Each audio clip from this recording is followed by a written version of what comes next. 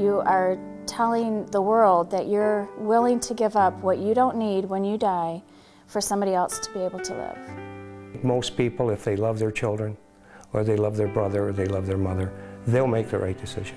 It's a different way of helping out another person when they are sick. If you can give that gift to someone else and help them out, I feel that part of you is still living in that person. You can help someone else to live, even though your loved one is gone on. To know that your loved one has helped someone else to survive, it gives you some kind of hope. It gives you some kind of feeling of like you did something good for your loved one. For the individual that received my sister's eyes, it's an incredible gift that she gave, and I think when someone receives an organ, the people who I've met, they cherish life more than we could ever consider cherishing life. My first experience with organ donation was when my mom had a heart attack and was in Saline Hospital. And she passed away, and a gentleman representing the hospital approached my father and I and asked us would we be interested or are we considering donating her organs. And at that time I felt like I was the one that was going to make that decision. I'm looking at him thinking, oh my gosh, what in the world am I going to do? This is the worst.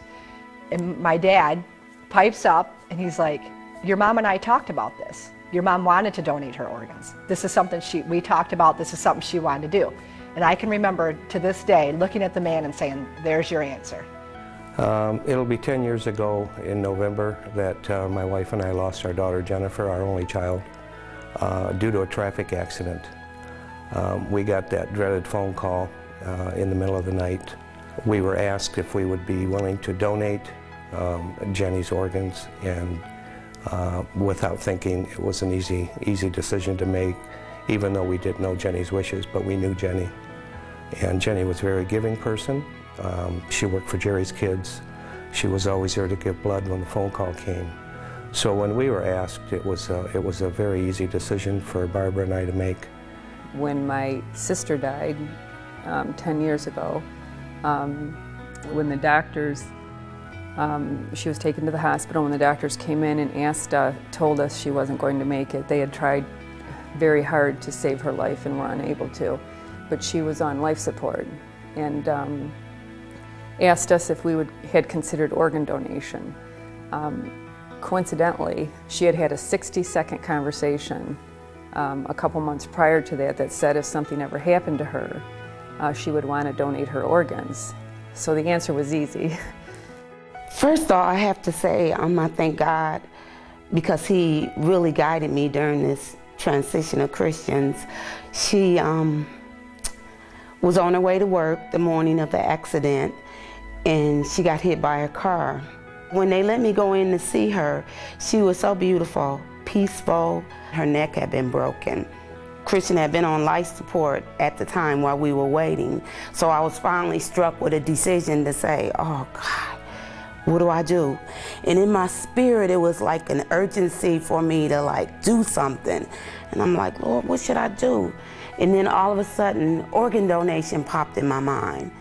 And I was like, wow, I could donate her organs. I had heard of it, but I never signed up for it or talked to my kids about it.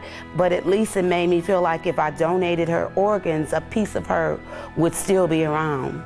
Well, Amanda was my younger sister, my only sister. She was 16 and in a car accident, December 12th, and the car ran into a tree, basically, and she died, I believe it was a minute or two after the initial impact. Amanda was my daughter. She was 16. It was the worst day of my entire life, although probably some days since then got worse than that night, because grief is horrible. Well, when they asked me, I said yes right away when they asked me about donation. But then I said, isn't it too late? Because in the movies, they're always hooked up and they want the heart for this child over here and they want the liver for this person over here. And I knew that wasn't happening with Amanda because she had died in her car. And then they told me about corneas, about bone, tissue, ligaments. there's all kinds of other things that they can take to help people. And they told me later that over 50 people had been helped by Amanda. And I did get to meet Carmen, who has her cornea, which is just, Amanda would have been just, to know that a little baby got her. And she's a really sweet girl from a really nice family. The first time that I met Carmen, the little girl who received Amanda's cornea, was at a Detroit Tigers game. And when I first met her, it was a wonderful feeling, but then looking at what she was wearing, she had a t-shirt on with my sister Amanda's picture, and it said, "Thank you, Amanda, for the gift of sight." So that was a wonderful feeling too. What I like to tell people when I speak or I'm at an expo or something is if you were laying in the hospital and the doctor said you needed a kidney or this or that in order to survive, you would take one. If you're willing to take one, you should be willing to give one. And I think holds true with the eye bank. Shortly after my mom passed away, they sent a letter to myself and my father stating that her corneas were used and that they were donated to seniors that were in their 70s.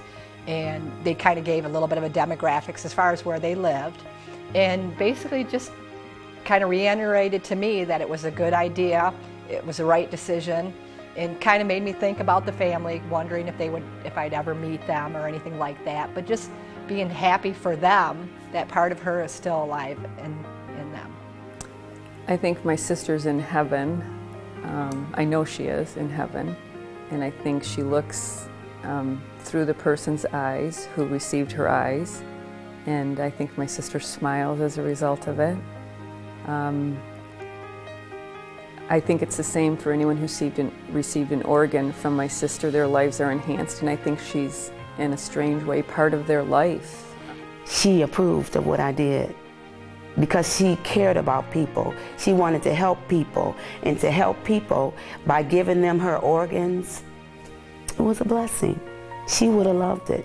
She wouldn't have wanted anything less. She loved helping people, and I wanted to do that, to have her to live on and for her to help someone.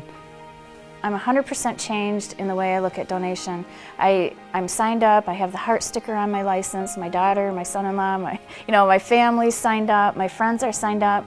I think if my mom, if we had chosen not to donate her organs, to me, it's a waste of a very vital part of someone that could help so many people.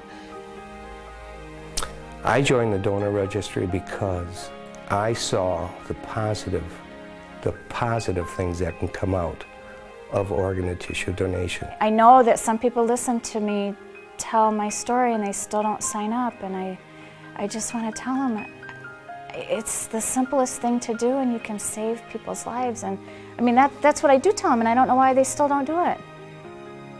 I just don't know why. Your age doesn't matter. Whether you're 90 or you're 3, go ahead and give them. Somebody can use something that you have to offer and allow somebody else to have a better life. I joined the donor registry so I could give someone the gift of life. All of these people's lives are worth saving. If it was my brother, my sister, one of my children, I would give anything to keep them alive. Then we should be thinking about that for other people's children and sign up on the organ donation registry. It's the right thing to do.